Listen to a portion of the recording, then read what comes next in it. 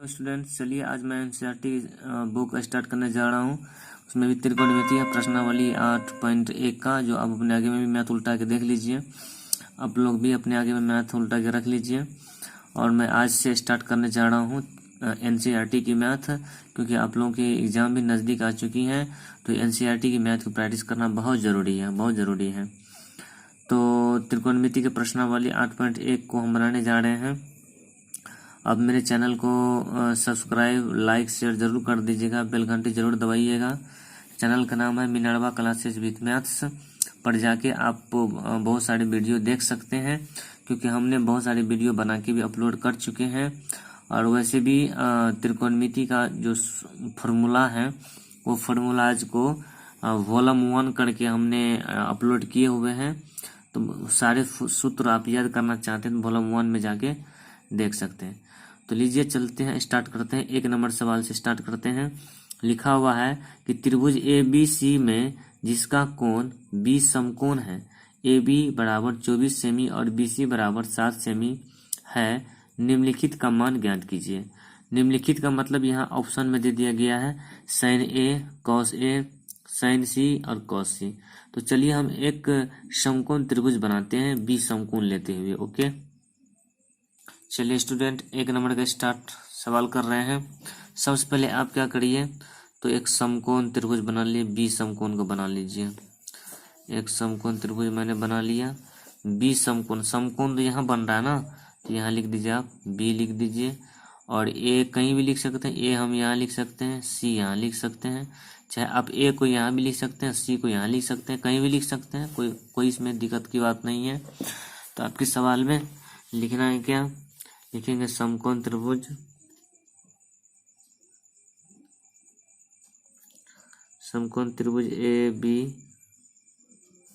सी में कोण बी बराबर 90 डिग्री जी और ए बी बराबर 24 सेमी दिया हुआ है और बी सी बराबर 7 सेमी, इतना क्या है तो दिया गया है।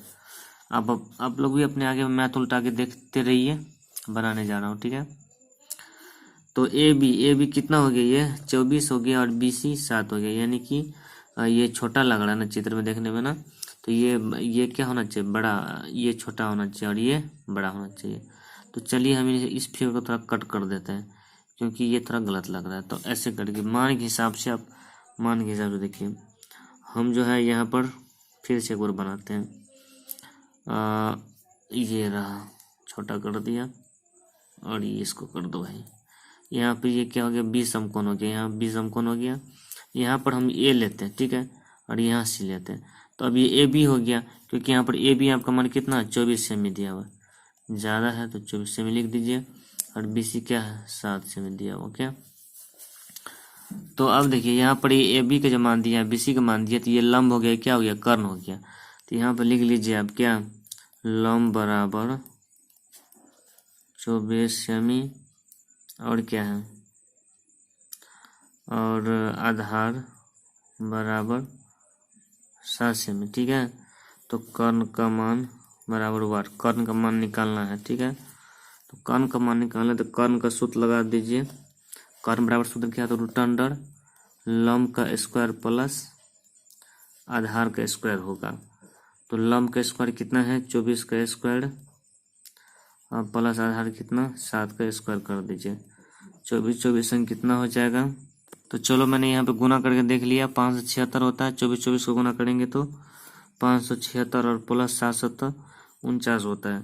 और इनको आप जोड़ दीजिए, यानी कि जोड़िए, 9 6 15 5 हासिल 1 7 4 7 4 11, तो 7 4 11 और इसमें से हासिल 12 का 2 हासिल 1 5 1 6, 625 हो गया। 625 को वर्गमूल करो, कितना हो जाएगा, 25 होगा, इतना नहीं 25 सेमी हो गया, ठीक है। तो यहाँ पर आप चित्र में क्या करिए, यहाँ पर दे दीजिए 25 सेमी आ गया। ओके, तो अब चलते हैं, आपके सवाल का है अब कि साइन ए को मान निकालना, ठीक है। साइन ए, तो सूत्र क्या होगा, लंब बटे कर्ण, ठीक है। देखिए ए जो है ना, ये लिखा हुआ था, हम ए एंगल से चलते हैं। यहाँ पर देखिए इस ए एंगल को लीजिएगा, तब क्या हो जाएगा, ये हो जाएगा लंब और ये हो जाएगा कर्ण और ये हो जाएगा आधार। ये लंब हो जाएगा और ये आधार हो जाएगा। लेकिन हम इस एंगल से चलते हैं तो तब तो ये लंब होता है और ये क्या होता है, आधार होता है। ठीक है, तो हम किस एंगल से, ऊपर वाले एंगल से चल रहे हैं, तो आधार जो होता है लंब होता है, लंब क्या होता है, आधार बन जाता है। तो लंब हो गया मेरा 7 और कर्ण हो गया 25। तो यहाँ पर आप लिख दीजिए क्या, 7/25 लिख दिए। ओके, अब चलिए cos A का मान निकालिए। cos A का मान, इसका सूत्र क्या होता है, आधार बट्टे कर्ण होगा ना, आधार बट्टे कर्ण।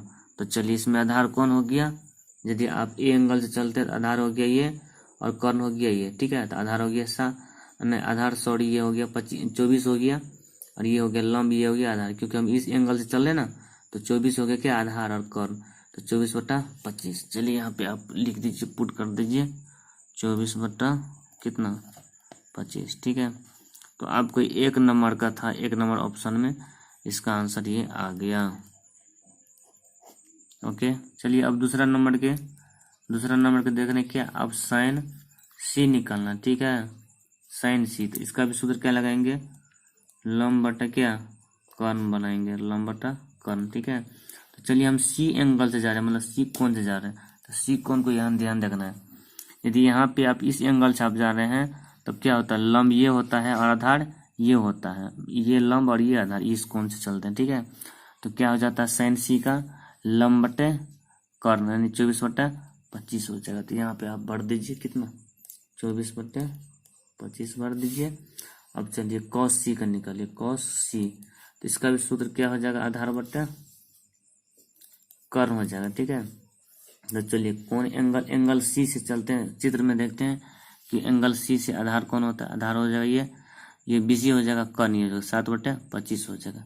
यहाँ भर दीजिए 7/25 हो गया, यही तो लाना था। चलिए दूसरे नंबर का सवाल देख रहे हैं, आकृति 8.13 में 10p माइनस cot r का मान ज्ञात कीजिए। यानी कि यहाँ पर आकृति दिया गया है, इस आकृति की देखो बनाना है। तो यानी कि क्या देख रहे हैं, इसमें 10p और cot r का मान काटा है, 10p और cot r का इस दोनों को मान काटा है मान निकाल के बनाने के लिए। ठीक है, तो चलिए ये लंब है, ये कर्ण दिया हुआ, तो यहाँ आधार निकाल लेते हैं। चलिए 2 नंबर के सवाल बनाते हैं। 2 नंबर के चित्र सबसे पहले बना लीजिए आप, चित्र बना लेते हैं। ओके, तो यहाँ पर आप इस समकोण में आप Q दे दीजिए, यहाँ पे P दे दीजिए और यहाँ पे R दीजिए चित्र के अनुसार। तो यहाँ पे 12 सेमी है, यहाँ 13 सेमी है, तो ये मान नहीं मालूम है। तो चलिए यहाँ लिखते हैं समकोण PQR में, समकोण त्रिभुज PQR में, तो क्या दिया है, PQ बराबर कितना 12 सेमी और PR बराबर कितना 13 सेमी। इसको आप लंब मान लीजिए, क्या मान लेंगे, लंब। इसको क्या मानेंगे, और कर्ण मानेंगे, क्या मानेंगे, कर्ण मानेंगे। ठीक है, तो आधार बराबर क्या हो जाएगा, आधार का नाम है QR, आधार का नाम है QR बराबर वाट। तो आप आधार वाला सूत्र लगा दीजिए, आधार रूट अंडर क्या होता है, कर्ण का स्क्वायर माइनस लंब का स्क्वायर हो जाएगा। ठीक है, तो कर्ण का स्क्वायर कितना है, देख लीजिए, कर्ण यहाँ 13 है, तो 13 का स्क्वायर कर दीजिए माइनस लंब कितना 12 का स्क्वायर कर दीजिए। तो 13 169 हो जाएगा, 12 बढ़ेंगे कितना 140 हो जाएगा, घटा दीजिए तो 25 हो जाएगा। 25 का वर्गमूल आप लोग जानते हैं, बचपन से ही जानते हैं कि 5 वर्गमूल होता है। यहाँ 5 दे दीजिए, यानी कि यहाँ पे मान क्या भर दीजिए, यहाँ पे 5 मान भर दीजिए। ठीक है, ये आधार हो गया। तो अब चलते हैं, आपको सवाल में कंडीशन क्या कर रहा है, आप कह रहा है अब 10p और माइनस cot r बराबर कितना होगा। ठीक है, तो 10p, तो 10p यानी p एंगल से चलना है। 10 का सूत्र क्या हो जाएगा, लंब बटे आधार। ठीक है, माइनस cot का क्या हो जाएगा, आधार बटे लंब हो जाएगा। ठीक है, तो 10p p एंगल से कौन से देखना है, लंब कौन है, आधार कौन है। तो चित्र में चलिए देखते हैं, यदि हम इस p से चलते हैं, इस p से चलते हैं, p से पी खोल लेंगे तो क्या होता है, लंब ये हो जाता है मेरा और आधार ये हो जाता है, यानी कि 5/12 होता है। ठीक है। और यदि आर कोण से चल रहे हैं तो आर कोण से चलेंगे तो क्या होगा, जो लंब है ये लंब रहेगा और ये आधार होगा और ये कर्ण होगा। सिर्फ इस कोण से चलते हैं तो क्या होता है, सामने वाला ये लंब होता है और ये आधार हो जाता है। ओके है स्टूडेंट, तो क्या हो जाएगा 5/12 हो जाएगा। ठीक है, यानी लंब बटा आधार हो गया। फिर माइनस था कॉट आर अब लिखा हुआ है, यहाँ पर क्या है कॉट आर लिखा ना, आधार बटा लंब। तो यहाँ पर आर एंगल से चलना मतलब आर कोण से चलना है, आधार कौन होता है, लंब कौन होता है। तो चित्र में चलिए देखते हैं, इस आर कोण से चलते हैं तो तब क्या होता है, लंब यही होता है और आधार ये होता है, लंब ये होता है। ठीक है, तो ये आधार हो गया, तो चलिए आधार बटे क्या हो जाएगा, लंब हो जाएगा, यानी 5/12 हो जाएगा, आधार बटे लंब। यहाँ पे क्या है, आधार बटे लंब, और ये लंब बटा आधार था, लंब बटे आधार था, यानी कि हम कोण पी से चलते हैं, कोण आर से चलते हैं तो आधार ये हुआ, लंब ये हुआ, तो 5/12 जी क्या हो गया, तो 5/12। अब दोनों घटा देंगे, ये भी दोनों सेम है, दोनों घट के क्या हो जाएगा, 0 हो जाएगा। यही तो आंसर लाना था। चलिए अगला सवाल 3 नंबर को देख रहे हैं। sin a बराबर 3/4, तो cos a और tan a का मान परिकलित कीजिए। ठीक है, तो बहुत आसान सवाल है, बहुत सुंदर है, बहुत अच्छा है। 3 नंबर का सवाल चलिए हम बनाते हैं, sin a करके बनाते हैं, इसका चित्र भी बनाएंगे। ठीक है, चलिए 3 नंबर के सवाल बनाते हैं। ठीक है, सबसे पहले आप क्या करिए, तो चित्र बना लीजिए, चित्र बना लेते हैं। ऐसे हमने चित्र बना लिया, थोड़ा ये लंबा कर दीजिए आधार भाग को। ठीक है, यहाँ हम क्या कर रहे हैं, तो यहाँ ए ले रहे हैं, यहाँ पर हम बी ले लेते हैं और यहाँ पे क्या करते हैं, सी ले लेते हैं। ठीक है, तो आप ए और सी को कहीं भी ले सकते हैं, ऐसा कोई बात नहीं है। तो आप लिखिए समकोण त्रिभुज ए बी सी में, ए बी सी में क्या देख रहे हैं, सवाल दिया हुआ है sin a बराबर मान दिए हैं 3/4 दिया। ठीक है, sin a बराबर 3/4, तो सूत्र क्या होता है, लंब अब बट्टे कर्ण होता है, लंब का मान 3 हो गया और कर्ण का मान 4 हो गया। तो यहाँ पे आप लिख लीजिए क्या, लंब का मान 3 हो गया, तो लंब का मान यदि हम इस एंगल से चल रहे हैं ना, इस एंगल से चल रहे हैं, तो लंब का मान 3 और कर्ण का मान ये 4 हो जाएगा। ठीक है, और ये आधार मान खाली है तो इसको मान निकाल लेते हैं। तो यहाँ पर आप लिख लीजिए लंब बराबर 3 और कर्ण बराबर कितना, 4, तो आधार बराबर कितना, वाट। तो आधार का मान निकाल लीजिए, आधार बराबर क्या हो जाएगा, रूट अंडर सूत्र होगा कर्ण का स्क्वायर और माइनस लंब का स्क्वायर। ठीक है, तो कर्ण का स्क्वायर कितना है, कर्ण का स्क्वायर 4 का स्क्वायर हो गया और माइनस 3 का स्क्वायर हो गया। ठीक है, तो 4 चौका कितना हो जाएगा, 4 चौका 16 माइनस 3 दिया 9, तो इसे क्या करेंगे, अब घटा देंगे तो रूट अंडर कितना हो जाएगा, 7 हो जाएगा। इसका मतलब हमको इसका मान रूट अंडर 7 निकल गया। ओके, अब निकालना है cos a का मान, लिखिए अब कह रहा है cos a का मान निकालने के लिए, तो cos a का जो मान कहता है निकालने के लिए, तो cos a का जो मान निकालेंगे तो इसका सूत्र क्या होता है, आधार बटे कर्ण होता है। ठीक है, तो चलिए चित्र में देखते हैं आधार कौन है, तो आधार का मान कितना हुआ, ये √7 हो गया, कर्ण का मान 4 हो गया। ठीक है, तो यहाँ भर दीजिए आधार का मान √7 भर दीजिए, कर्ण का मान कितना था, 4 था ना, 4 भर दीजिए। ठीक है, अब अगला कह रहा है कितना का, tan का, tan a बराबर, tan का सूत्र होता है क्या, लंब बट्टा आधार। ठीक है, तो लंब का मान चित्र में देखिए क्या है, लंब का मान 3 है और कर्ण का मान 4 है। ठीक है, आधार का मान √7 है, तो 3/√7 हो जाएगा। tan का क्या होता है, लंब बटा आधार, यानी कि कितना हो जाएगा, 3/√7। यही तो कहता था, निकालने के लिए आसान हो गया। चलिए 4 नंबर सवाल और सबसे अच्छा है, बहुत बेटेड सवाल है। 15 cot a बराबर 8 है, तो sin a और sec a के मान ज्ञात करिए। बहुत आसान सवाल है, चलिए हम कॉपी बना कर दिखाते हैं। चलिए सब स्टूडेंट 4 नंबर का सवाल है कि 15 cot a, ठीक है, cot a बराबर कितना दिया, 8 दिया हुआ। देखिए आप क्या करिए, 15 जो है ना, 15 इंटू cot a बराबर 8, यानी इंटू का चिन्ह है, मतलब कुछ गुना का चिन्ह है, कुछ नहीं है तो क्या गुना का चिन्ह है।